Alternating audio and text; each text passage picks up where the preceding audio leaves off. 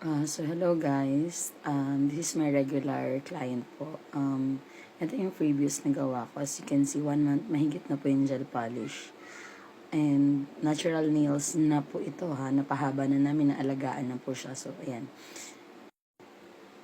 So here po, na-remove ko na yung previous na gel polish and then lilinisan ko na to. So ayan ang tibay ng ganyan. And then, as you can see, ito na po yung after. And then, ito naman na nung narinisan ko na siya. O, diba? Pakak na pakak. Ready na naman sa new set. O, diba? And then, ito na yung after.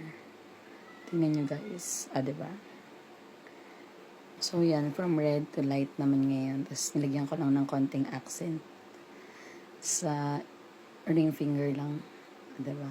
Cat eye pala yan. May base akong ginamit na color dyan. Ilalink ko na lang dun sa yellow basket and the cat eye.